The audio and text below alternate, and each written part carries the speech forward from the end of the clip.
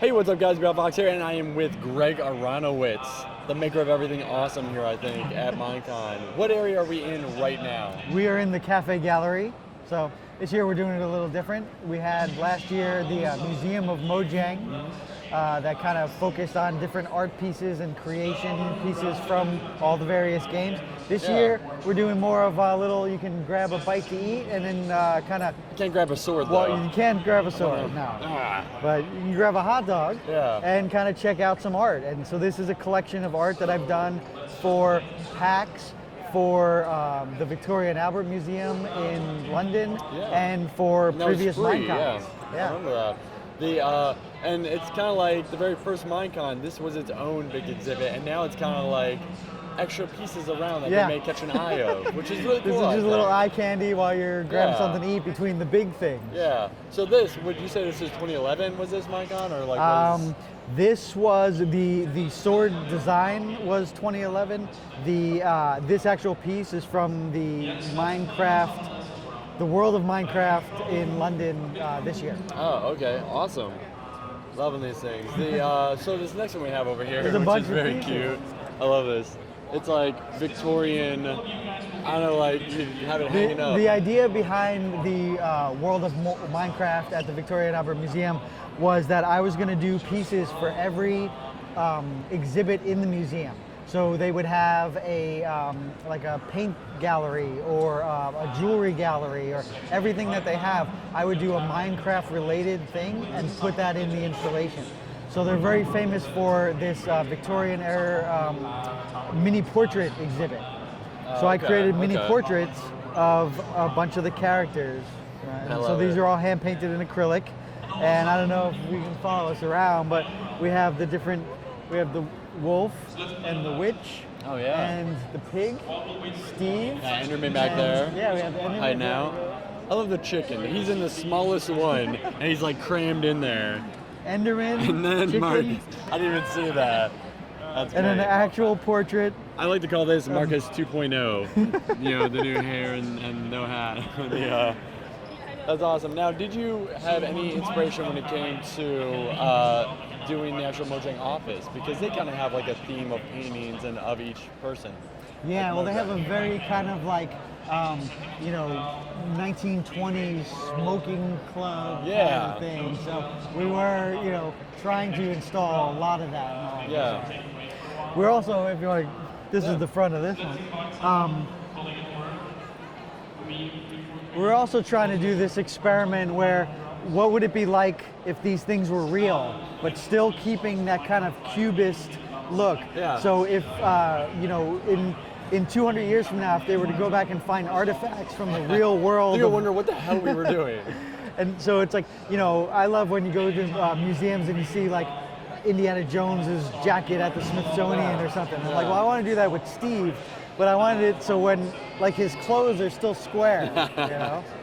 And then, of course, the pickaxe, the iron pickaxe. These are going to be clothes. It's kind of like Back to the Future, how they had inside-out clothes. It's going to be square clothes in the near future. That's what we're going to be wearing? The next thing. You got to really bulk out your shoulders. It's going to be Minecraft inspired. It's going to be some kid playing Minecraft right now. He's going to become a famous designer. And that's what we're going to be wearing. And this is real wood and metal here too, so we have to keep that behind big glass. Yeah, I can't imagine. So where do you even source all these materials, by the way, like when it comes to... Well, one of the things I love about being an artist in the film industry is that you need every single possible resource in the world. You know, like a lot of artists, like if you're a painter or a sculptor, or, you know, an architect, there's very specific materials you use every day. But like when 1 minute you're making the spacesuit for Jodie Foster, and then, you know, a month later you're creating like a dinosaur for Jurassic Park, it uses every single possible thing. It's like, you know, plumbing equipment and aerospace equipment and dental equipment. So you learn a lot of materials. And what I loved about the Victoria and Albert Museum thing was that I got to really kind of show the range of different styles of art that I could do. So this was something that I really don't do often, but this was some jewelry creation.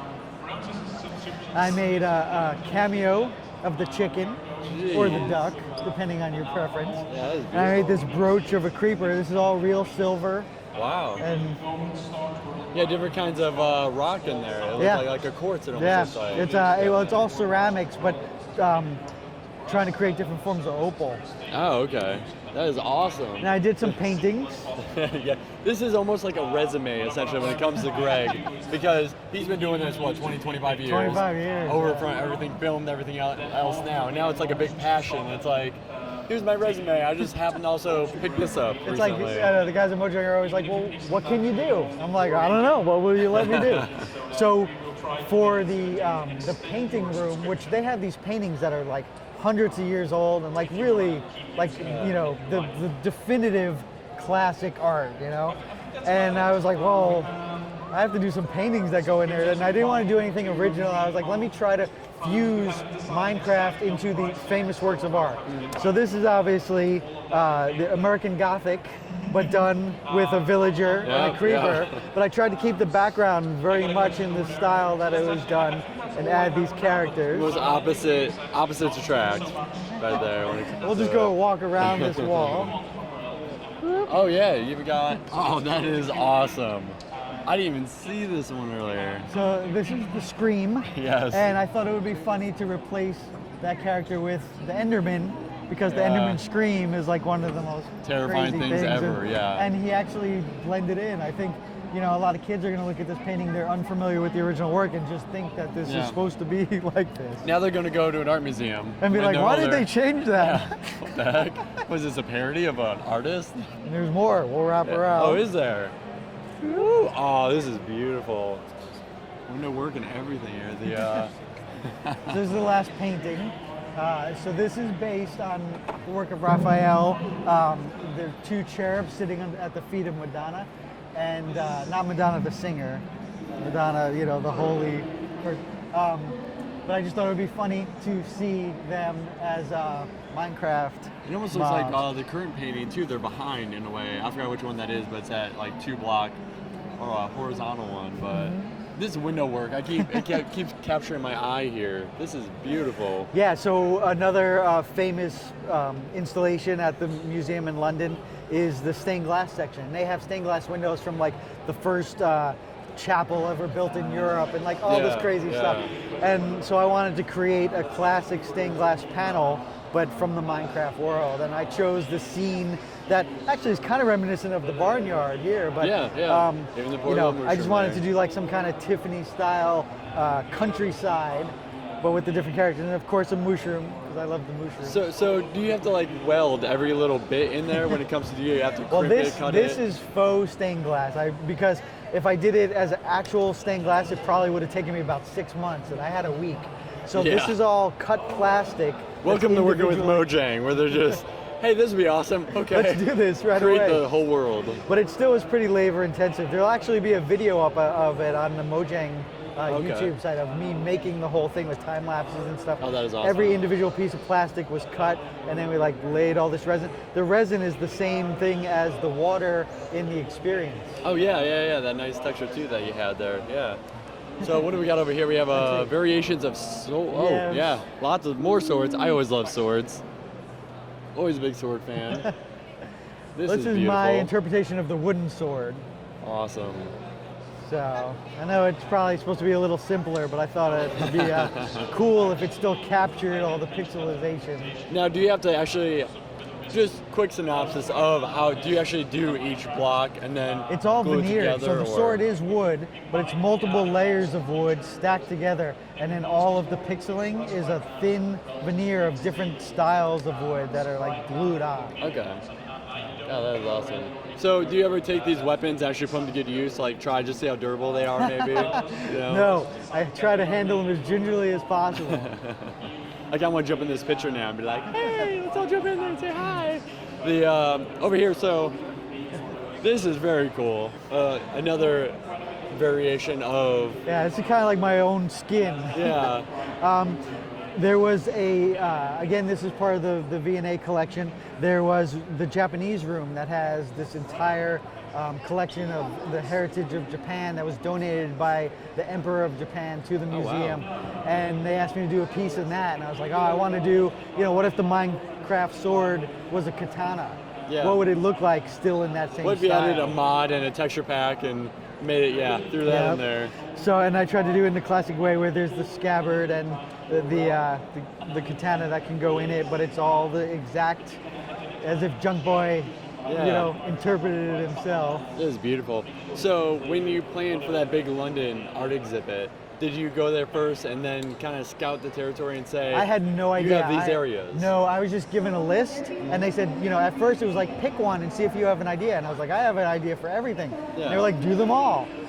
But in my mind, I didn't realize that we were going to like this huge, legit museum. Like I almost passed out when we walked in there because it's like this giant thing. And it was like one of the first times in my life that I felt like a legit artist. I probably won't get to exhibit there again for next 200 years. No, but I imagine that's a big landmark moment for you. Exactly, especially for somebody who's done so much already.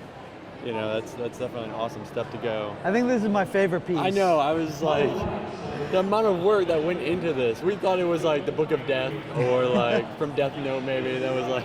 One of the things at the museum is they have a book of old manuscripts and like early books, like a library of middle age, middle age. No, that's what is it? It's really like old medieval and Renaissance. That's what it is. And they were like, make a book. And I was like, well, what would a book be? Like, I said, you know what, can I just be kind of like pop culture fun with it? Mm-hmm. And they were like, sure. So I said, I'm going to do the Book of the Nether and make it like it's like the Necronomicon, but for Minecraft. Yeah. So it's the skin of a creeper with the fur of a wolf, and then there's pages inside that is awesome. that it's actually all the stuff off of Wikipedia, translated in Swedish. It's all written in there. Yeah, it's all written like in there. The bucket of how to make the nether, the obsidian blocks and everything in there. That is great. That is so awesome. I don't know how you haven't lost your voice yet because we're getting there. You can hear it crack. Yeah. It sounded like Peter Brady. Every MINECON. All right, let's talk about this little guy here. So these are also for the Japan room, just some Japanese style Japanese art. version of a creeper. Yeah, so there's Notsuke, which are little Japanese sculptures. And so I did a Samurai Steve, an Ender Dragon, because they always have the dragons, and then a creeper, again, like the interpretation of what would a creeper look like if it was, an ancient Japanese relic. Yeah. More terrifying, essentially, as well. Now, I want to know, what texture pack is this coming up that we have going on here? Is this from a mod, texture pack? Well, this is kind of my interpretation of the Steve armor. I think that I love the Steve armor in the game. I think he looks like Tron. So when we did the Museum of Mojang in Paris, I wanted to bring the armor to life, but I wanted it to be more like old European armor, and